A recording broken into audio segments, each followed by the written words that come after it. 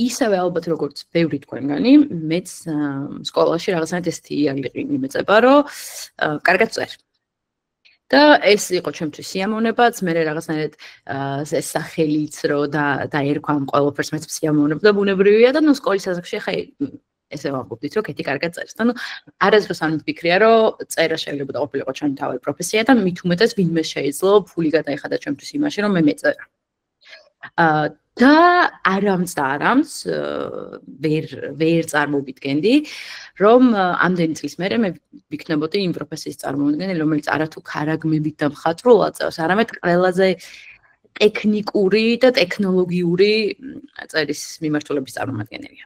ეს იმხელა ტრანსფორმაცია და მეტამორფოზა იყო ჩემში, რომ მართლა ვერ წარმოვიდგენდი სკოლის ასაკიდან მოყოლებული თუნდაც სტუდენტობის დროს, როცა ჩანასახები დავინახე რომ მე მომწონა ინტერფეისები, მაშინაც კი ჩემთვის ძალიან რთული წარმოსადგენელი იყო, რომ ჩემი უნარები ისე დაიხვეწებოდა, რომ მე აი აქამდე მივიდოდი, რომ ტექნოლოგიური წერა გახდებოდა ჩემი პროფესია.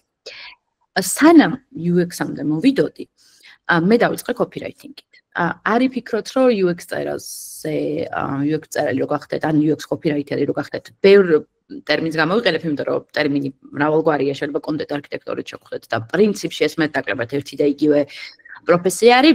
პატარ-პატარ ცვლილებები შეიძლება იყოს ამას სადაც აგიხსნით, მაგრამ მე რო გადმოვედი UX წერაში კრეატიული copywriting-დან, მაშინ ჩემი არჩევანი იყო ესეთი. და ეხლა გულწრფელად, მართლა გულწრფელად გეტყვით, ჩემი ხედვა რა იყო წლების წინ, როცა გადავწყვეტე, რომ მოდი მე კრეატიული copywriting-ი გადავაგოროთ მეორე პლანზე და პირველ რიგში დავიწყოთ ინტერფეისებზე მუშაობა და დიზაინზე მუშაობა.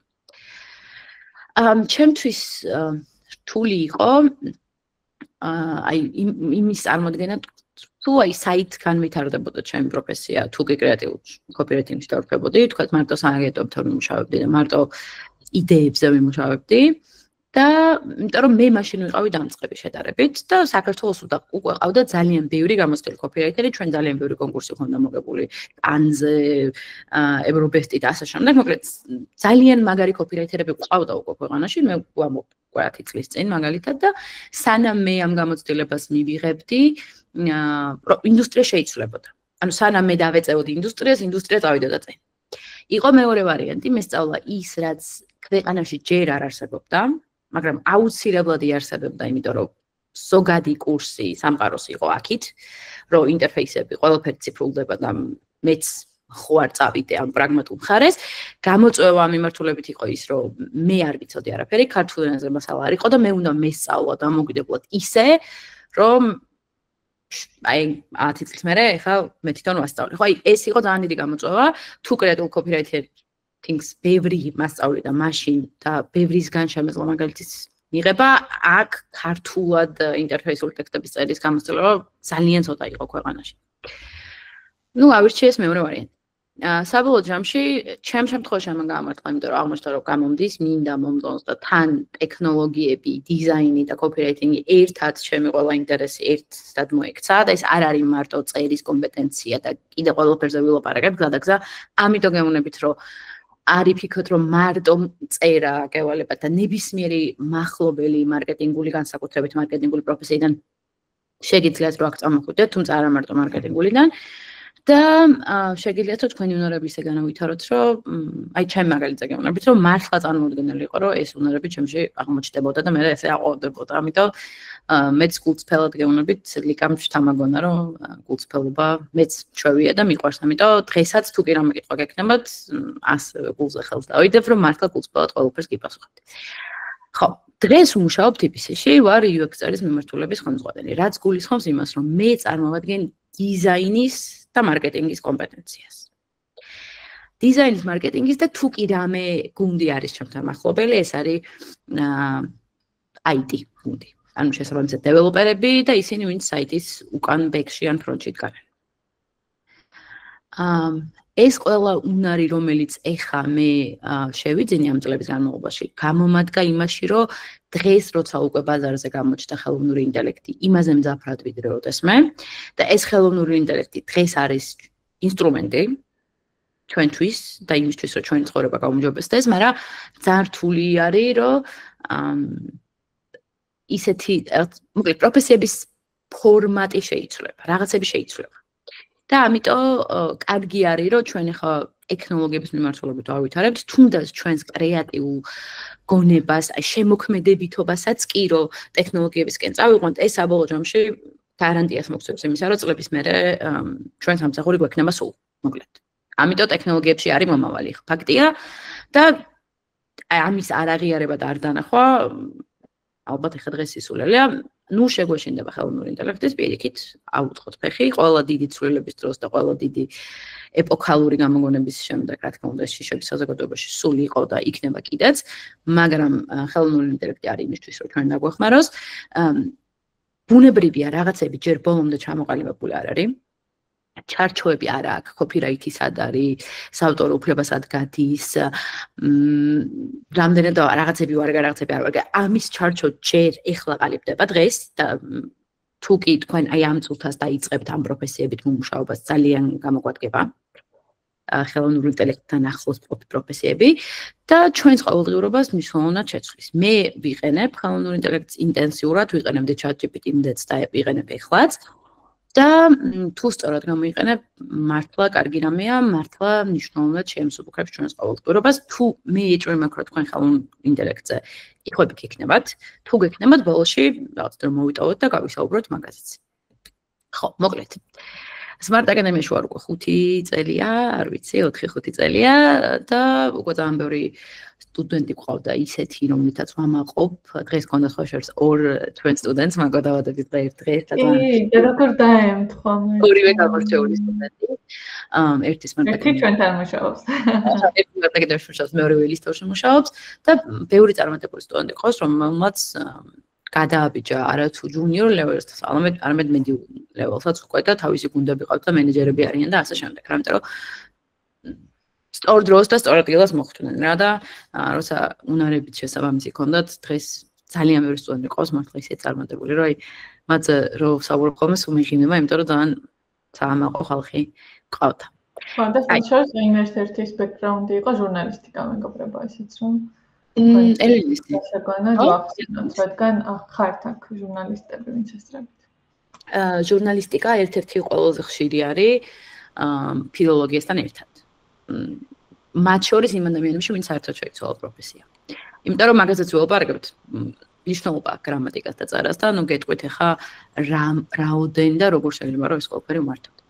კაი, ჯერ ველაპარაკოთ copywriting-ზე, თუ კი მაინც და მაინც არ ვართ წერის კომპეტენციის წარმომადგენლები, ვთქვათ რა არის copywriting-ი და რატო არის ჩვენი კურსის სახელში copywriting-ი, ანუ UX წერა კი არა, არამედ UX UI copywriting-ი, ეს იყო შეგნებული გააზრებული ნაბიჯი, რომ ესე დავარქვით, იმიტომ რომ copywriting-საც ვსწავლობთ. ნახევარი კურსი და მე გადავდივართ UX წერაზე, რაც გულისხმობს იმას, რომ თუ კი საერთოდ არ აქვს გამოცდილება წერის და copywriting-ის და მარკეტინგული წერის, მაშინ რაღაც პატარა ბაზას ამისთვის ვამზადებთ. ამიტომაც გაჩნდა სიტყვა copywriting-ი ჩვენი კურსის სახელში. Copywriting-ი არის წერა მარკეტინგული მიზნებისთვის. მარტივად რომ ვთქვათ. თუმცა ფორმატი და ფორმულა ამის არ არსებობს, იმიტომ რომ ნებისმიერი კონტენტი, რომელიც შეიძლება იქნეს გამოყენებული მარკეტინგული მიზნებისთვის, შეიძლება იყოს copywriter-ის დაწერილი. და ფორმატი და მედიუმი იყოს უამრავი. ეს შეიძლება იყოს ნაბეჭდი, ეს შეიძლება იყოს რადიო, ტელევიზია, გარებანერი, ტექსტი, საერთოდ არ არსებული ტექსტი, რომელიც სადღაც იმალება, მაგრამ ვიზუალშია, მოკლედ უამრავი რამე შეიძლება იყოს ის, რაც copywriter-მა გააკეთა და ამას არ აქვს ერთი ფორმატი. ხო, ნებისმიერი სცენარი, Facebook პოსტი, გარებანერის ტექსტი თუ იდეა, პრინტ კამპანია და ასე შემდეგ შეიძლება იყოს copywriter-ის მოფიქრებული და copywriter-ის მოფიქრებული საბოლოო პროდუქტი შეიძლება საერთოდაც არ შეიცავდეს ტექსტს როგორც ასეთს. მაგრამ იქ მთელი ფიქრის, მსჯელობის პროცესია, რომელიც ასევე მნიშვნელოვანია copywriter-ის პროფესიაში. UX წერა ყოველთვის მუშაობს ტექსტებზე და ყოველთვის მუშაობს ინტერფეისულ ტექსტებზე. ეს არის ტექსტები, რომელიც ყველა ვარიანტში ხდება ინტერფეისში. ანუ ტექსტები, რომელსაც ვხედავთ ლეპტოპით, ტელეფონით, ნებისმიერ სხვა гаджеტით, ეს ყველა ტექსტი არის UX copy, გნებავთ micro copy, ესეც ვესახით ხოლმე, ანუ copy ნიშნავთ ინგლისურად ტექსტიც, კრედილ ტექსტს და მიკროკოპი არის მიკროტექსტები, რომელიც მაგალითად შეიძლება იყოს სათაური, ღილაკი, აღწერები, საიტზე მენიუ, თაბები, ჰედერი, ფუტერი, შეტყობინებები, ნოტიფიკაციები, ასე შემდეგ. ყველაფერი, რაც საიტზე პროდუქტის აღწერას ცდება და არის რაღაცა პროცესთან დაკავშირებული ტექსტები. შესაბამისად, კი, რასაც ჩვენ ვაკეთებთ, ყოველთვის არის ტექსტი და ეს ტექსტი ყოველთვის არის ინტერფეისში, ყოველთვის არის ვიზუალში და შესაბამისად ყოველთვის არის დიზაინის და პროცესის ნაწილი. ამიტომაც წარმოვადგენ მე დიზაინის კომპეტენციას და არა მხოლოდ წერის კომპეტენციას. ეხლა ამ ყველაფერს კიდევ უფრო კარგად ჩავშლით. თუ კი რამე ან გაუგებრებთ თქვი, ან რამე კითხვა გეჩნდათ, ეგრევე მიკროფონი ჩართეთ და რამე გითხეთ ხოლმე. კაი, მაშინ თუ თქვით რომ კოპირაიტინგი რა არის? მაშინ ისიც თქვათ, რაც დაგვრჩა რა ჩვენი კურსის სათავეში რა არის UX UI.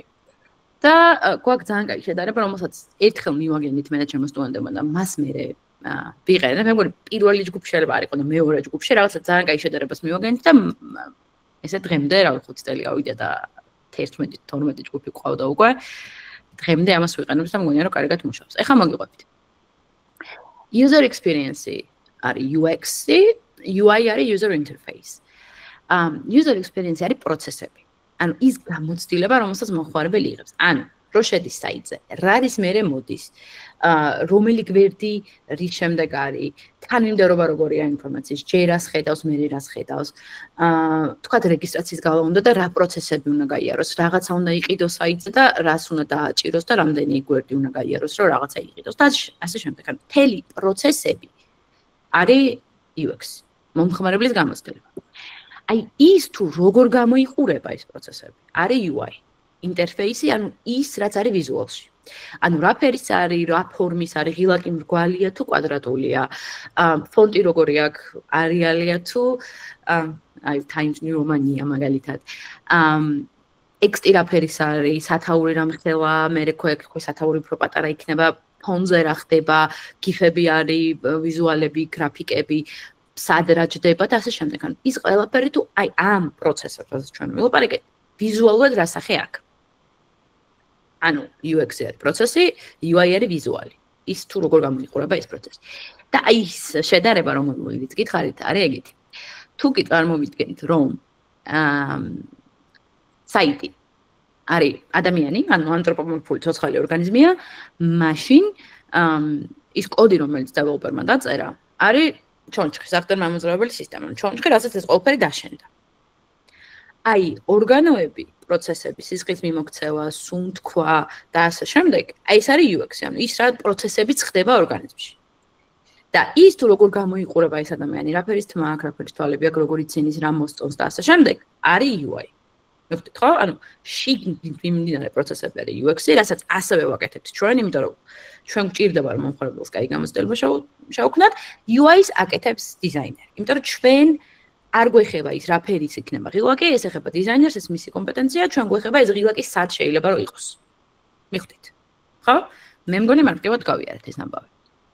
შესაბამისად, მივედით იქამდე, რომ თუ კრეატიული კოპირაიტინგი არის წერა მარკეტინგული მიზნებისთვის და მას ბევრი იერსახე შეიძლება ქონდეს, მაშინ რა განსხვავება UX UI კოპირაიტინგსა და მარკეტინგულ წერას, ანუ კრეატიულ კოპირაიტინგის შორის.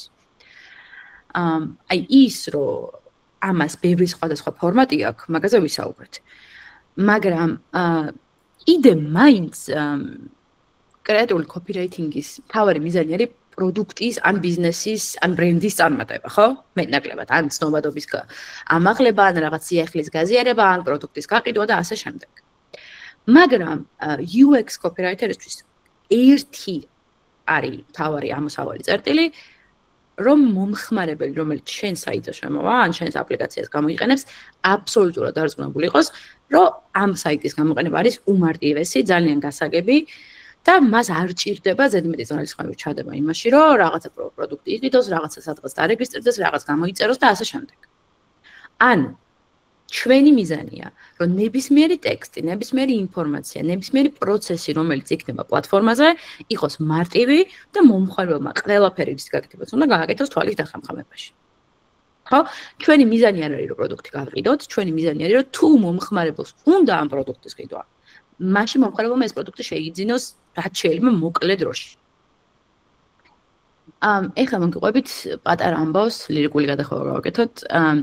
პანდემიის დროს როგორ შეიცვალა კიდევ უფრო მეტად ეს მიდგომები, რაც ინტერფეისებთან დაკავშირებით ქონდა რა. მე ვმუშაობ ბანკში და მაშინაც ვმუშაობდი ბანკში.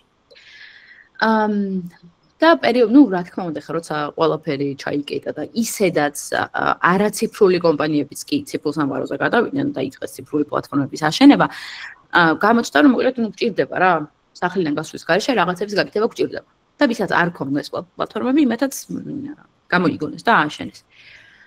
და აი ამ დროს გამოჩნდა რეალური მოხარბლის შიშები და გამოწვევები, მაგალითად იმასთან დაკავშირებით, რომ რაც უფრო მნიშვნელოვანია მისთვის რაღაცა პროცესი, მით უფრო მეტად უნდა მას, რომ ეკონტაქტოს ადამიანს. მაგალითად, თუ ყიდულობ ძვირიან ტელევიზორს, დავუშვათ. გინდა რომ ეს ტელევიზორი ნახო, ხო? თუ იღებ სესხს, დიდ სესხს, მით უმეტეს, გინდა რომ ვიღაცას დაელაპარაკო ამ სესხთან დაკავშირებით, იმიტომ რომ შენ არ ახარ ფინანსისტი, შენ არ გევალება რომ პროცესები კარგად იცოდე რა და შენ შეიძლება სესხს იღებ დიდი ბევრი ხნით, ან თუნდაც ცოტა ხნით, მაგრამ ეს შენთვის რაღაც პასუხისმგებლობის მომტანია, ხო? მაშინ ის ფოტოა რომელიც თან ახლავს ამ პროცესს, ამ ბუნებრივია, ამიტომ გირჩევნია რომ ან ვინმეს დაურეკო, ან ვინმეს დაელაპარაკო, ან მიხვიდე ფიზიკურად პირისპირ, რომ დაგეხმაროს რაღაცების გააზრებაში და ეს ფოტოა მოგიხსნას. მაგრამ ეხლა წარმოგიდგენთ პანდემიის დროს ამის შესაძლებლობა იყო ძალიან მცირე. და აი ამ დროს აღმოჩნდა მე უკვე ვმუშაობდი UX წერალ TBC-ში ჩვენ უკვე გქონდა ეს კომპეტენცია დანერგილი და მივყვებოდით ამ სტრატეგიას ისედაც, მაგრამ აი მაგ პერიოდში როცა ბევრ მე ისაც დამჭირდა რა რომ კვლევები ჩამეტარებინა ქართულ ბაზარზე, რა ხდება ქართულ მომხმარებელთან და აღმოჩნდა რომ ესე იგი UX წერლის როლი ამ ყველაფერში არის განუსაზღვრელი. და ჩვენ მაგალითად თუნდაც მაშინაც როცა რაღაც პროდუქტი გვაქვს საიტზე და მომხმარებელს ურჩევნია რომ მოვიდეს და მაღაზიაში იყიდოს რა ეს პროდუქტი. აღოდ ეს პროდუქტი არის მაგალითად ფეხსაცმელი, რომელიც არის 39 ზომა სტატიკურად და ნუ ხა თუ იცი 39 ზომა ფეხსაცმელი გჭირდება, იყიდი ამ 39 ზომას ონლაინაც. ხო, ეს არ არის 60, რომელსაც შეიძლება მოგება უფრო მეტად ჭირდებოდეს. მაგრამ რაღაცა კონკრეტული მოდელი და მე აღმოჩნდება რომ იმიტომ რომ რაღაც გაუმართავია პროცესი რა ვერ გაიგო მომხმარებელმა როგორ უნდა იყიდოს და რომელ ზომას ყიდულობს და ამერიკული ზომა რა ნომერია და ევროპული რა ნომერია. იმიტომ რომ რაღაცა გაუგებრად გაქვს რა საიტზე გაკეთებული. და ხა იმ ადამიანს რომელსაც შეიძლება საერთოდ არც კი უნდა სახლიდან გამოსვლა, უწევს სახლიდან გამოსვლა, იმიტომ რომ ნუ ვერ გაიგო რაღაც. ასე დროს როცა UX წერალი ერთვება საიტზე და ალაგებს პროცესებს და ტექსტებს ისე რომ ყველაფერი იყოს მარტივი 2021-ში გავაკეთე ბოლოს ეს კვლევა და 3 თვის მანძილზე 400%-ით გაიზარდა ონლაინ გაყიდვების რიცხვი, 400%-ით ერთ-ერთი ქართული ბრენდისთვის, მხოლოდ იმიტომ რომ გამომარტივეთ ყიდვის პროცესი. ამიტომ ეს არის რიცხვები, მეც ახლა რახან ბანკში ვმუშაობ, ჩემთვის კი გასაგებია რომ მეც კრეატიულ ინდუსტრიას წარმოვადგენ რაღაც დოზით მაინც, მაგრამ ეს არის რიცხვები, ეს არის ფაქტები და აქით მივდივართ. მთელი სამყარო მიდის აქით, რომ ყველაფერი ციფრულდება. შესაბამისად, თუ კი არ ვიცით, როგორ გავაკეთოთ, ნებისმიერი პროცესი არ არის აუცილებელი რაღაცა იყიდო, შეიძლება რაღაც სერვისი გჭირდება, მიიღო, ძალიან მნიშვნელოვანი, ძალიან სენსიტიური. და ბევრი, აი მაგალითად, ერთ მაგალითს გეტყვით. მატარებლის ბილეთს რო ყიდულობ და ბილეთს რო უკვეთავ და ფასი რო აქ თქვათ 38 ლარი და შემდეგ გაგრძელებას რო დააჭერ, მე რო 40 ლარი ხდება, კიდე ერთ გაგრძელებას რო დააჭერ, მე რო 42 ლარი ხდება. ხო? და შენ ამასობაში 39 ლარი გეტო ანგარიშზე, რომ გეყიდა ეს. მაგრამ ვერ ყიდულობ, იმიტომ რომ რაღაცა უცებ დაგჭირდა ამ პროცესების შეცვლა, რომ უცებ გადარიცხე ერთი ანგარიში და მეორეში და მერე ის ადგილი, რომელიც შენ მონიშნული რჩება კიდე 10 წუთის განმავლობაში, იმიტომ რომ ნუ ბოლომდე გაიყვანე პროცესი. რთულია. ხო თითქოს არაფერი, მაგრამ ეხლა ეს არის პროცესი, რომელსაც უნდა მიხედო. და 2025 წელს არ გვეკადრება, რომ ცოტა ისეთი რთული საიტები და აპლიკაციები ვაკეთოთ. რა, იმიტომ რომ ვიცოდეთ უნდა რომ მომხმარებელს უნდა რომ მინიმალური ძალისხმევის ხარჯზე, ან თითქმის არაფერი არ უნდა გააკეთოს მან და შენ უნდა მისცე რაც შეიძლება მეტი. ეს არის მომხმარებლის მოთხოვნა. თუ კი რეალურ სამყაროში, რეალურ ცხოვრებაში პატარა რაღაცაც შეიძლება არ ვაპატიოთ ადამიანს ან ბრენდს, უბრალოდ პატარა რაღაცაც კი და დიდი რაღაცა შეიძლება ვაპატიოთ და ნუ არა უშავს. ონლაინში ეგრე არ ვიქცევით რა. ონლაინში გვაქვს ძალიან დიდი მოთხოვნა, იმიტომ რომ ჩვენ გავიზარდეთ უკვე ნელ-ნელა ციფრულ ეპოქასთან ერთად და შესაბამისად ვიცით რას ნიშნავს კარგი საიტი, ამიტომ თუ კი ცუდ საიტს წავაწყებით, მიგვაჩნია რომ იცი რა არის სხვასთან წავალ, არავინ არის შეუცვლელი და Google-ში ჩავწერ და იმდენ კონკურენტს ამომიგდებს, რომ მარტივად დაკარგავ კლიენტს. ეხლა მე გიხსნით ზოგად მოცემულობას და ზოგად ფილოსოფიას იმისა, რა საჭიროება აქვს ჩვენს პროფესიას, ხო? შესაბამისად, ეხლა ეს ყველაფერი თუ კი თქვენ გაქვთ თქვენი ბლოგი, თუ კი თქვენ გაქვთ თქვენი მაღაზია, თუ კი თქვენ გაქვთ თუნდაც თქვენი სოცმედია გვერდები, რომელსაც ცოტა უფრო მეტად პრაგმატული ტექსტები ჭირდება, თავისთავად ეს ყველაფერი თქვენ გამოგადგებათ. მეც აგეჭყვით, თუ კი ტექსტებს წერთ ფურცელზე, მაშინაც შეიძლება რომ დიდი ტექსტების წერის ტექნიკები გავითვალისწინოთ და როგორ უნდა დავწეროთ ისე, რომ კითხულმა ბოლომდე წაიკითხოს ჩვენი ტექსტი, ხო? ესეთ რაღაცებსაც გავდივართ. შესაბამისად, ამ ყველაფრის გამოყენების ხერხები უამრავნაირია და არ ნიშნავს იმას, რომ მაინც და მაინც UX წერალი ვართ და მეტი არავინ. მაგრამ ჩვენ ახლა ჩვენ პროფესიაზე ვლაპარაკობთ.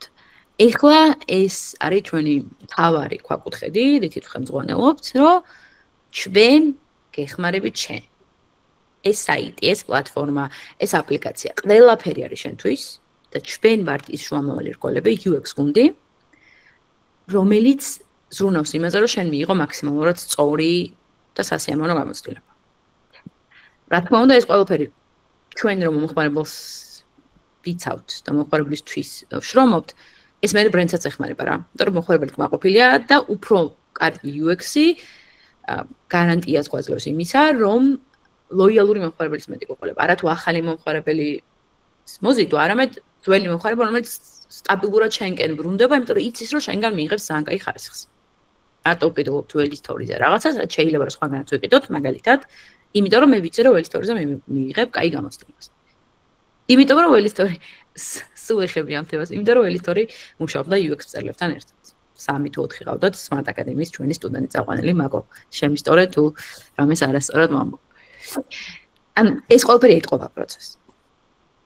ან ჩვენი მიზანია რომ როგორც ნავიგატორი, წარმოიდგინე რომ GPS ნავიგატორის ხმარო ჩაგვესმის, რომ ეხლა მარჯვე ხო არ იცი სად მიდიხარ. პირველად შემოხოდი საიტზე და წარმოიდგენ მანქანით მიდიხარ რაღაც ერთი ქალაქიდან მეორეში. არ იცი სად მიდიხარ და როგორც ნავიგატორი ყურში კარნახობს რომ უნდა გავაკეთო. ეგრე კარნახობს UX წერალი, ოღონდ ეს კარნახი კი არ არის მაინც და მაინც ის რომ ამას დააჭირე, იმას დააჭირე. არა, ეს პროცესი იმდენად ბუნებრივია, რომ შენ ავტომატურად ხვდები ეხლა რა პროცესი უნდა გავაკეთო, რომ შენ სასურველ შედეგს მიაღწიო. კაი, ეხლა გეტყვით მე ძალიან მონოლოგი რო არ გამომივიდეს, თუ კი ავკრიფე, ეგრევე მითხარით, რომ რაღაც თუ კითხვები გექნებათ, ჩამეჭერით. ეხლა გადავიდეთ იმ ადამიანებზე და იმ გუნდზე, ვინც დგას ეხლა ჩვენთან ერთად. ვისთან ერთად მუშაობთ ყველაზე მეტად. 4 ადამიანი უკვე ქმნის გუნდს. შეიძლება ამას დაემატოთ მარკეტერიც. და ხშირ შემთხვევაში ემატება, ყოველ შემთხვევაში მე TVC-ში მარკეტერის გარეშე ამუშავებ, იმიტომ რომ product owner-ი ან product marketer-ი მე სამ დროს ასეც ხო ჭირდება ძალიან. მაგრამ ეს 4 ადამიანი, რომელიც საიტის ან პლატფორმის აწყობას ჭირდება. პირველი არის დეველოპერი, გასაგებია რომ კოდი უნდა დაწეროს, უნდა აწყოს. და მე არის დიზაინერი, რომელიც ჩემთან ერთად სადღაც 70% მათი არის, სადღაც 20-30 ჩვენი ჩვენთან ერთად ალაგებს პროცესებს. ანუ საიტზე რო შედიხარ, ჯერ რას ხედავ, მე რას ხედავ, აქ რა ბლოკია, აქ რა ღილაკია, რამდენი ღილაკია, ამ ღილაკთან რამე ტექსტი ხო არ გვჭირდება, რაღაცა გაუგებარი ხო არ არის, აქ შეტყობინება რა გამოდის, თუ რაღაც პაროლი არასწორად ჩაწერა, მაშინ როდის მიიღებს შეტყობინებას და სად. და ასე შემდეგ. მაგრამ თელ ამ პროცესებს გავალაგებთ, მე ამ საიტს გავაფერადებთ, ჩავსვამთ ფოტოებს, ვიდეოებს, რაც გვჭირდება, გვექნება ძალიან ლამაზი ფონტები და ეს პროდუქტი რო დავასრულეთ, მერე ერთვება პროცესში UX მკვლევარი, რომელიც ჩვენს გაკეთებულ საბოლოო პროდუქტს ესწავს რეალურ მომხმარებელზე. ანუ იმ ადამიანზე, ვისთვისაც გავაკეთეთ ეს საიტი. ნახეთ რას ნიშნავს. თუ კი ჩვენ მიგვაჩნია, რომ ჩვენ ვართ მომხმარებლის ინტერესების დამცველები და მიგვაჩნია, რომ ჩვენი საქმე კარგად ვიცით, ხო? მაინც ვტესტავთ სულ. მეცაც გეტყვით, არ არის აუცილებელი რომ გავდესოთ ბოლოში. ხანდახან ყოფილა შემთხვევა, რომ ჩვენ ახალ პროდუქტს ნერგავთ, ახალ გვერდს ვამატებთ, თუნდაც ეხლა TBC-ში ბევრჯერ mobile bank-ში რაღაცა ახალ გვერდს ვამატებთ. და ფიქრობთ, ასე გავაკეთოთ თუ ასე გავაკეთოთ. და შუა პროცესში ვუგზავნით მკვლევრებს და მკვლევრებს ვეუბნებით, რომ აბა მოდი გაგვიტესტე მომხმარებელთვის რომელი უფრო მარტივი მისაგნებია. და აღმოჩნდება, რომ A-სა და B ვარიანტ შორის მომხმარებელთა უმეტესობა, რეალურ ადამიანთა უმეტესობა B ვარიანტს ირჩევს და უპრობლემოდ ასრულებს პროცესს. ამიტომ გასაგებია, რომ მოდი B ავიღოთ. ან მეორე ვარიანტი არის, რომ უკვე გაშვების წინ მდგომარეობაში მყოფ პროდუქტს ვატესტინებთ, მოგვაქვს უკავშირი, იმ უკავშირს ნერგავთ და მე ვუშვებთ უკვე უფრო დიდ მასაზე. ანუ ეს არის ის გუნდი, რომელიც ყველაზე აქტიურად მუშაობს. ბუნებრივია, რომ ეხლა მარკეტერები, პროდუქტ ოუნერები ყოველთვის ჩვენ გვერდით არიან და ყოველთვის გვეუბნებიან, რა არის მიზანი, რას უნდა მივაღწიოთ და თან ჩვენთან ერთად უყურებენ როგორი გამოდის პროდუქტი და თუ კი პროცესში რამე შენიშვნებია საჭიროა, გამოსწორება, გაუმჯობესება, ყველაფერს ერთად ვაკეთებთ. თუ კი დააკვირდებით, ძალიან ხშირად ვახსენე უკვე გამოსწორება, გატესტვა, უკავშირი და ასე შემდეგ და ეს არის ერთმნიშვნელოვნად ერთ-ერთი ყველაზე საჭირო უნარი, რაც უნდა გქონდეს, რომ ყველაფერს უსვამთ კითხვებს და ვფიქრობთ, ეს კი კარგია, მაგრამ ხო შეიძლება უკეთესი იყოს. და არამც არ მიგვაჩნია, რომ ჩვენი დაწერილი ერთ ბავშვად გაკეთებული ტექსტი ეხლა დღეს, რომელიც ძალიან მაგარია, შეიძლება ხოლმე მე თვითონ მიმაჩნდეს, რომ უკეთესი შეიძლება და ამიტომ თუ კი გვაქვს ამ უკავშირის მიღების საშუალება და თუ კი გულწრფელად მართლა გვინდა მომხმარებელს შევქმნათ ის გამოცდილება, რომელიც მისთვის არის კომფორტული, ჩემთვის კი არ არის UX სპეციალისტისთვის, არამედ მისთვის. ხო, მაშინ რა თქმა უნდა მე მივიღებ მის უკავშირს და რა თქმა უნდა მე ამ უკავშირს დამნერგავ. ხო, პროცესი როგორია? პროცესი არის ესეთი, რომ ვიღებთ ან მარკეტერისგან, ან დამკვეთისგან, თუ კი ფრილანსზე ვმუშაობთ, დამკვეთისგან ვიღებთ სტრატეგიას, ბრიფს. რას ელოდებიან ჩვენგან, რა უნდა გავაკეთოთ, რა არის მიზანი. მე ვალაგებთ ამ ინფორმაციას და დიზაინერთან ერთად უყურებთ რა გამოდის და გზა უკვე ჩვენ არ გვჭირდება ფერები და ფორმები მისთვის, რომ ტექსტებზე მუშაობა დავიწყოთ. ჩვენ შეგვიძლია ფონჩხი რო აეწყობა, wireframe რო აეწყობა, ჩვენ უკვე შეგვიძლია ტექსტებზე მუშაობა დავიწყოთ. და ჩვენ ხო პროცესი ვიცით უკვე როგორია. ამას დააჭერ, მე ამას დააჭერ, მე ამას აჭერ. ხო, ის ბლოკი ხა ცისფერი იქნება თუ ყვითელი, ჩემთვის მნიშვნელობა ამას არ აქვს, როგორც მწერალს, ხო? მაგრამ ის ბლოკი რო აქზის, აი კონკრეტულ ადგილას რაღაცის შემდეგ და რაღაცამდე, ეს არის ჩემთვის მნიშვნელოვანი. ამიტომ მე უკვე მეორე ეტაპზე შემიძლია რომ ჩავერთო და ბოლოს უკვე ეს კონტენტი რო შევა, რა თქმა უნდა, ყველაფერს გავტესტავთ და შევხედავთ რა როგორ მუშაობს, რისი გამჯობესება შეიძლება და ასე შემდეგ. ის ყველაფერი, რასაც ვითვალისწინებთ სამუშაო პროცესში მოვაქცი აქ. გვჭირდება კომპლექსური მიდგომა და დღეს რო ეხა მე საიტი კარგად ავამუშაო, მარტო UX წერის პრინციპების ცოდნა არ მეყოფა. ხო, იმიტომ რომ ოკეი, UX წერა კი ვიცი, მაგრამ თუ პროდუქტს არ ვიცნობ, თუ ბრენდს არ ვიცნობ, რა ბრენდით სახელით ვაპარაკობ. თუ კი მე საუბრობ TBC-ის სახელით, შემთხვევით არ გამეპაროს და თქვენობითი არ დავწერო შენობითის ნაცვლად მაგალითად. ან დიზაინში არ გამოვიყენო ისეთი ფორმის ღილაკები, რომელიც მაინც ჩვენთან არ ასოცირდება. ვინ არის სამიზნე აუდიტორია? იმიტომ რომ შეიძლება იყოს სამიზნე აუდიტორია სკოლის მოსწავლე და შეიძლება იყოს wealth management-ი, ანუ ის ადამიანი, რომელსაც თქვათ დიდ ძალი ქონება აქვს და მისი მართვა ჯერდება. ხო, ეს ორი სხვა სეგმენტია და ორი სხვა საჭიროება და სურვილი აქვს, ხო? და ასე შემდეგ. უამრავი რაღაც განაპირობებს იმას, რომ მე მივიღო რაღაც კონკრეტული გადაწყვეტილებები და ამ პროდუქტს მიეცეს რაღაცა კონკრეტული იერსახე.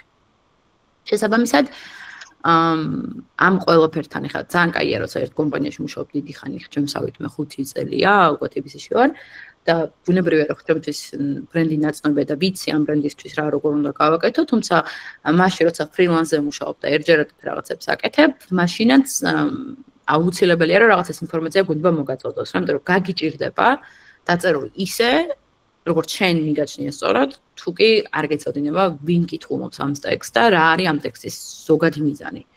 რაღაცას ყიდი, ცნობიერებას ამაღლებ, თუ ასე შემდეგ.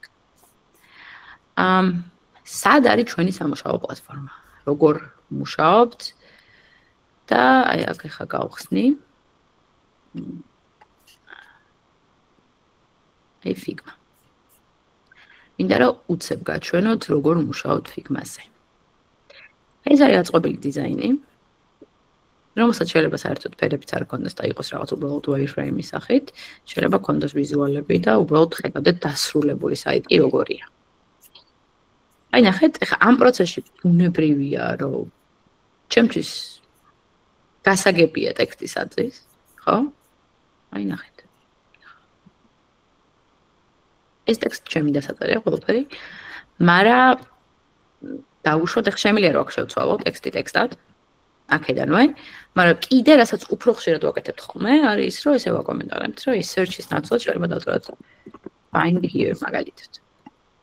და დიზაინერი მოვა ამას ამოცვლის, იმიტომ რომ კი გვაქვს ხოლმე ედიტორის ფუნქცია და შეგვიძლია რომ რედაქტორი ვიყოთ და ჩვენ თვითონვე შევცვალოთ, თუმცა რედაქტორის ფუნქცია თუ შეიძლება რაღაცა სხვა რაღაცებსაც შეეხო და შემთხვევით გადაადგილო და მაინც მაგას ვერიდებით ხოლმე, ამიტომ გურჩევნია რომ ჩვენ დავაწეროთ და დიზაინერებსაც ეგ გურჩევნიათ ხოლმე.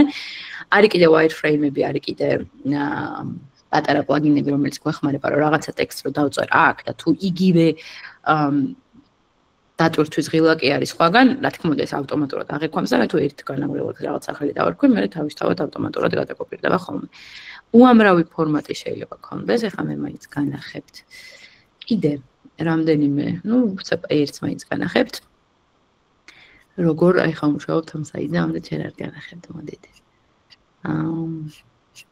დავით აი ხა ხედავთ რომ რამდენიერი აი რაღაცა აქ ამოაქვთ. არ ვიცი რა არის, მაგრამ შევხედოთ. აი ესე ბევრი სხვა პროექტი გიჩანს და აი ნახეთ სრულფასოვანი იერსახე იმისა, რა როგორ მუშაობს. თუმცა ხა შენ იმის დანახვა ეს ფოტო, აქ რომელი მოდელი აქვს ჩასმული, რომელი მოდელის ფოტო აქვს ჩასმული, შენ ეს არაფერს არ გიწყვეტს, შენ გიწყვეტს აი ეს, ხო? და ეს ლორემ იმსუმის ნაცვლად რაღაც სხვა ტექსტ ჩაწერ, გეცოდინება ტექსტის ზომა რამ ხელა და მოდი ალბათ გადაწყვეტ რომ 4 ხაზზე მეტად, შეიძლება 3 ხაზიც აიტანოს, მაგრამ 4 ხაზზე მეტს არ უნდა ჩამოხვიდე. ხედავ ზომებს, მე რამ ყოველფერს დიზაინერი შეიყვანს, კიდევ ერთხელ გადასტავთ და ეგ არის. აი, დაუბრუნდები მე პრეზენტაციას. და ნუ ძირითადი ჩვენი პლატფორმა არის Figma, თუმცა არის ბევრი სხვა პლატფორმა, Dito მაგალითად და ასე შემდეგ. თუმცა მე ეჭვი მაქვს რომ ყველაზე ხშირად მაინც მოგიწევთ რომ Figma-ზე იმუშაოთ და Figma-ზე მუშაობა არის უმარტივესი. მართლა უმარტივესია თქვენ დიზაინის აწყობა არ მოგიწევთ, თქვენ მოგიწევთ მხოლოდ ან ტექსტების რედაქტირება, ან საერთოდაც კომენტარების მიწერა და კომენტარების სახით რაღაცების დიზაინერი მე შეიტანს ამ ყველაფერს. მაშინ, აი ამდენი ლაპარაკის მერე, აი ვისაუბრეთ როგორ მუშაობთ, ვისთან ერთად მუშაობთ. აი კომენტარი მოვიდა, ეხლავე წავიკითხავ. ეხლავე. რატომაც კომენტარს ეხლავე გავხსნი. არა, აი ძალიან კაი კითხვა დასვა ანი. ტექსტის ზომა ან ტექსტის რაოდენობა არის აბსოლუტურად ჩვენი გადასაწყვეტი. მაგას ვერც დიზაინერი გვეტყვის და ვერც პიო გვეტყვის. აი ჩვენ ვართ ის ადამიანები, რომლებიც ამბობენ რომ აი აქ მე ბევრი ტექსტი არ მწირდება, იმიტომ რომ ერთმნიშვნელოვნად გასაგებია ყველაფერი და მე ახლა ბევრი ტექსტით მომხმარებელს პირიქით დავაბნევ და ნერვებს მოვშლი. ხო, იმიტომ რომ რა თუნდა ზედმეტი კონტენტი, როცა უნდა რომ მალე გააკეთოს რაღაც პროცესი.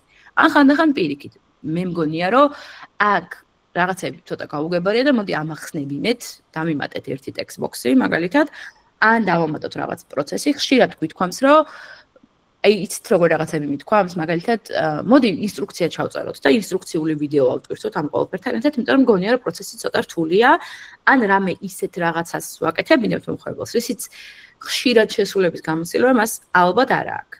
და ჩვენ მგონია რომ ცოტა შეიძლება რთული იყოს, მოდი გავაკეთოთ აბა ვიდეო ინსტრუქცია და დავეხმაროთ მომხმარებელს. ანუ ამ დონეზეც კი შენ ფიქრობ რომ გაიგებს, ვერ გაიგებს. რამდენ აი ინტერპრეტაციის საშუალება თუ აქვს და თუ აქვს რანაირად შეიძლება აღიქვას ეს ვანაირად მაშინ. და ვცდილობ რომ ინტერპრეტაცია აღმოფხვრა და ვცდილობ რომ ყველაფრის ზომა, ფორმა და ფორმატი იყოს ისეთი, როგორც თქვა ბრენდს შეესაბამება. ანუ ჩვენ წყვეტთ ტექსტის მოცულობას, პიომ შეიძლება გითხრას რომ მე მინდა რომ ეს იყოს ცოტა უფრო მეტად გასაგები. ვიდრე აქამდე ვწერთ ხოლმე საიტზე, იმიტომ რომ ეს რაღაცა სპეციფიკურ სეგმენტს ველაპარაკებით ამ ტექსტით რა და გეხვეწები ცოტა გაამარტივა და სანამ ტექსტის წერას დავიწყებ, შევწდები რომ აი ეგეთი მაინდსეტით მივდგე რომ უფრო მარტივი უნდა იყოს კიდე ვიდრე აქამდე ვაკეთებდით. ან გავეცი ხო შენ კითხვას პასუხი. მე მგონი კი. და ხო, აი რა უნარები გვჭირდება. პირველი უნარები რაც არის პროფესიული უნარები არის რომ კარგად წერა. და კარგად წერის სწავლა შეიძლება აბსოლუტურად ნებისმიერ ასაკში, ნებისმიერ დროს. თუ კარგად წერი, კარგია, მაგრამ მაინც რაღაც უნარების, აი, ფორმაში ჩასმა არის ცოტა რთული, იმიტომ რომ ჩემთვის ყოველ შემთხვევაში ყველაზე დიდი გამოწვევა ის იყო, რომ ამ ყველაფერს რაღაცა ფორმატი მიეცეს და ტექნიკურად მუშა ტექსტი იყოს და არ იყოს რაღაცა უბრალოდ ლამაზი საყვარელი ტექსტი. მე დიზაინ ფიქრის მეთოდი, ანუ დიზაინ თინკინგ რაც ნიშნავს იმას, რომ მე შემეძლოს ეს ყველაფერი წარმოვიდგინო დიზაინში როგორია. ანუ მე ხო სინამდვილეში საიტს ვაკეთებ და პლატფორმას ვაკეთებ და აპლიკაციას ვაკეთებ, ხო? ამიტომ მე თუ ეს ყველაფერი ვერ წარმოვიდგინე როგორც საბოლოო პროდუქტი, მე ეს გამიჭირდება და მესამე არის გრამატიკა იმ ენისა, რომელსაც წერთ. და copywriter-ს შეიძლება უფრო ნაკლებად წერდებოდა გრამატიკა, იმიტომ რომ ვიმეორებ, რომ მის დაწერილი ტექსტი შეიძლება საერთოდაც ტექსტი არ იყოს და იყოს ვიდეო და ასე შემდეგ, მაგრამ ჩვენ გვჭირდება აუცილებლად გრამატიკის კარგად ცოდნა, იმიტომ რომ მაგის ფუფუნება არ გვაქვს, რომ ისედაც ცოტა ადგილი გვაქვს და ამ ცოტა ადგილზე რაღაცა გაუმართავი ტექსტები დავწერთ. ამის გარდა პიროვნული უნარები რა შეიძლება დაგვჭირდეს. ანალიტიკის უნარი, ის რომ რაღაც დასკვნები გავაკეთოთ მომხმარებელთა სევაზე დაკვირვების შედეგად, ემპათია ის რომ მართლა გულწრფელად გვინდა რომ კაი პროდუქტი დავნერგოთ, იმიტომ რომ მომხმარებლისთვის ვაკეთებთ ამას. და მესამე არის ის რომ მიმღებლობა, იმიტომ რომ ძალიან ბევრი უკავშირი წამოვა. და პროდუქტი რომელიც ჩვენ რუდუნებით შევქმნით, შეიძლება საერთოდაც არ იყოს მომხმარებლისთვის ისეთი კარგი და საინტერესო, როგორც ჩვენ წარმოგედგინო. ამის მიმღებლობა უნდა გქონდეს. ხო? დღევანდელობა ძალიან სწრაფად ვითარდება, ყოველდღე ახალ-ახალი პლატფორმები ეშვება, ახალ-ახალი ტრენდებია. ტრენდებიც კი იმდენად უკვე ტრენდებსაც ვეღარ ვარქმევთ საიტების მიმართულებით ინტერფეისებში, იმიტომ რომ იმდენად მალე იცვლება, რომ ტრენდიც აღარ არის. რაღაც ერთი თვე შეიცვალა. ამიტომ ძალიან სწრაფად მივყვებით ამ ყველაფერს და განვითარება აქ ამ ყველაფერს ძალიან დიდი. რას ლაპარაკობ ლიზი, ქართული ფილოლოგია, ალბათ შენ გაქვს ის ნიჭი, რომელსაც რატომღაც მივიჩნევთ, რომ რახან ქართულ ენაზე ყველა უსაუბროთ, ყველას გვაქვს, სინამდვილეში არა. სინამდვილეში დღეს ბაზარზე ჭირს ადამიანები, რომლებსაც აქვთ ეს კომპეტენცია და თვალდახუჭულს შეუძლია რომ კარგად წეროს. მე თავის დროზე ძალიან კარგად ვიცოდი გრამატიკა, მე გავიწყდება წლებთან ერთად, ამიტომ სულ გჭირდება ამაზე ვარჯიში, სულ მჭირდება ადამიანები, რომლებთანაც მე ამას გადამაწვევ, სულ მაქვს სამაგიდო წიგნები, შევდივარ ენერჯიზე, შევდივარ spell checker-ზე, სულ რაღაცებს ვამოწმებ, იმიტომ რომ ეს არის ძალიან კრიტიკული უნარი, რომელიც მართლა ვისაც შეუძლია ქართულად წერა და კითხვა, რატომღაც ყველას გონია რომ შეუძლია რომ რაღაც რეკომენდაციები გასცეს ამასთან დაკავშირებით. არა და სინამდვილეში ფილოლოგი და პედაგოგი ქართული ენის ალბათ იდეალური ადამიანია ამ პროფესიის შესასრულებლად მე მიმაჩნია ესე შეიძლება ვწდებოდე, თუმცა არა მარტო ამ პროფესიის, რა მინატრება კარგად დაწერილი ქართული ტექსტები. პირადად მე. ეს ერთ ჩემი რაღაცა გულისტკივილი და ყველას გვიჭირს. ინგლისური არ გვიჭირდა, მაგრამ ინგლისური რომც არ გვიჭირდა, ეხლა ChatGPT იმდენად წამოიღო, რომ ჩვენ ChatGPT-თან ერთად შეგვიძლია რომ დავწეროთ ინგლისური ტექსტი და თუ ბოლომდე კარგად არ ვიცით ინგლისური, დავიხმაროთ ხელოვნური ინტელექტი. ეს ძალიან კაი რამეა. მაგრამ ქართულში მაგას ვერ ვაკეთებთ. მე კი ვასწავლი ხელოვნურ ინტელექტს ქართულს, მაგრამ ეს სწავლების პროცესი მიდის უკვე მესამე წელია და კიდე რამდენ ხანსაა არ ვიცი. ასე რომ ხო, ამიტომ ქართული ენა არის სუპერ ძალა, მეგობრებო, თუ კი ქართული ენის გრამატიკა კარგად იცით. თუ არა და ვისწავლით, იმიტომ რომ მეც ხემდე მაგას ვაკეთებ სულ. მიხედავთ რომ მეგონა რომ ძალიან კარგად ვიცოდი, მაინც სულ ჭირდა ამას განვითარება.